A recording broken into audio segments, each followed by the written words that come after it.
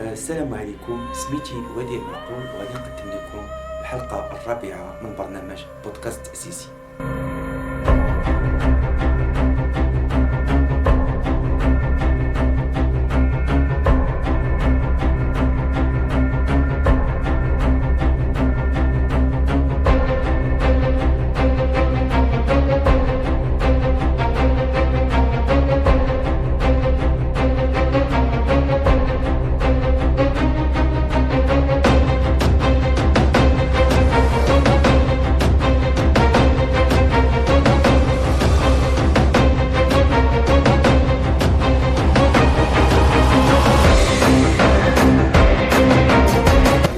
المقترح الأول هو لا ماشين ديمقراطيك، أي الآلة الديمقراطية اللي غادي نصاوبو في الحزب ديالنا واللي غادي تمكننا باش أننا ننتجو بزاف ديال القرارات اللي هي تكون ديمقراطية.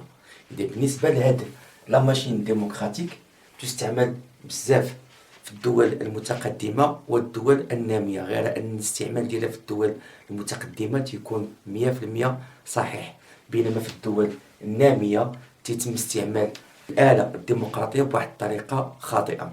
وهذه الآلة الديمقراطية كتمكن لنا أننا ندخلوا الوقت والمال والأفكار والمهنة، بحيث كتدخل هذه كلها في وسط واحد الصندوق أسود اللي فيه بزاف ديال القرارات اللي تتخذ وكيعطينا واحد النتائج.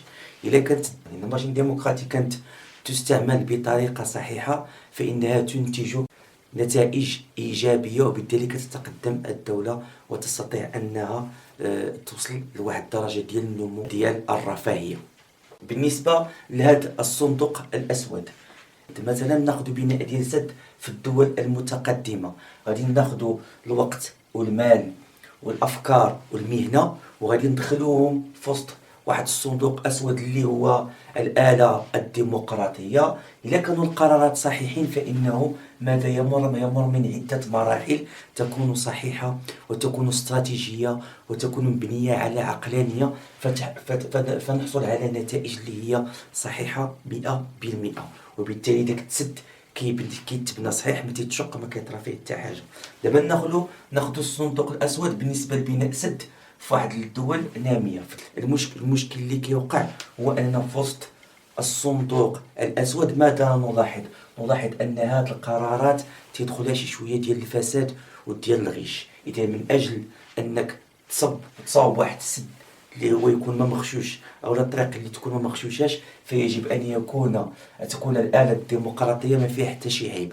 وباش ما تكون فيها حتى شي عيب خاصها تكون خدامه بواحد الطريقه اللي هي صحيحه. وفي الدول الناميه كما قلت لكم، عندما لا يتم احترام هذه القرارات ولا يتم الامتثال اليها، بالتالي كيخرج عندنا داك البناء او داك السد او داك الطريق تكون فيها الغش، يا اما تتشق يا اما ما كتكونش مخدومه بواحد الطريقه 100%. اذا حنا الصندوق لا ماشين ديمقراطيك ديالنا اللي غادي نستعملو في هذا الحزب خصها تكون او مبنيه على خوارزميات. هاد الخوارزميه غادي يكونوا في المركز، بحال كتقولوا له نوايو اللي غادي يكون في البناء ديالنا. دابا غادي ندوزو لكم للبناء.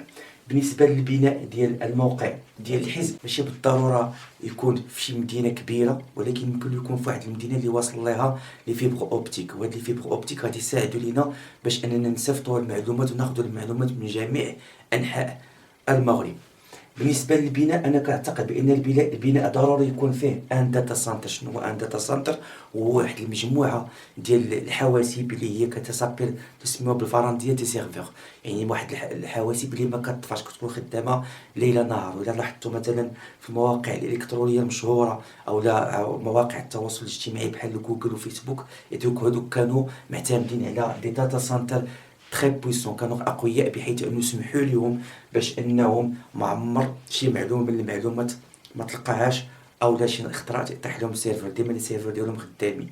كذلك في الحزب ديالنا ان شاء الله اذا استطعنا نصاوبوه ضروري خص يكون عندنا ان داتا سنتر اللي يمكننا نخزنوا فيه المعلومات واللي يمكننا نديروا فيه لا بواط نوار ونعرفوا اشنو هي الاشياء اللي كتجول بالوطن ديالنا، اشنو هما المشاريع اللي كي خدامين وفين واصلين، ونتابعوهم رقميا من خلال هذا الداتا سنتر اللي غيكون موزع على 12 جهه. دونك هذا الداتا سنتر غادي يكون عندنا واحد مركزي بيكون في البلاصه اللي غادي نختاروا تكون عندنا في المغرب ديالنا في الجهه ديالنا. ومن بعدها غادي يكونوا بحال كتقولوا تبقى تكون مرتبطه مع الجهات الاخرين 11 الجهه اللي بقات، وهي غادي تكون في المركز. هذا هو السياج ديالنا. وهاد لي داتا سنتر هما اللي غادي نديرو فيهم المواقع الاجتماعيه اللي غادي نصاوبو. بنك المعطيات غادي يكون واحد البنك معطيات ديناميك تفاعلي وفي نفس الوقت مرتبط مع الموقع الاجتماعي. كذلك غادي نديرو خريطه الوزارات اللي غادي نامبلونطيوها في وسط الداتا سنتر ديالنا، وكذلك مركز البحوث والتوقع. اذا مركز البحوث والتوقع هو واحد المركز اللي غادي يكونوا فيه المناضلين ديال الحزب كيخدموا باش انهم يتوقعوا اي حاجه يمكن تتوقع من دابا لقدام. خير مثال هو المثال ديال فيروس كورونا اللي فاش جا لقى الوضعيه ديال التعليم وديال الصحه في واحد الحاله اللي ما ممكنلاش انها تغلب عليه 100%، واخا تغلبات عليه في واحد الجهه ولكن ماشي جهات، مازال كاين واحد شويه ديال الخلل. دونك هادو هما جوج افكار اللي كنقترح عليكم. لا ماشين ديموكراتيك اللي فيها لاباط اللي غادي نخدموا عليها غادي تكون في لو نوايو ديال الحزب ديالنا اللي كما قلت لكم هو حزب جيل جديد من الاحزاب اللي ان شاء الله غنحاول نطورها. بالنسبه للبنايه كنقترح ان البنايه تكون عباره عن بنايه شبكيه. ما معنى شبكيه؟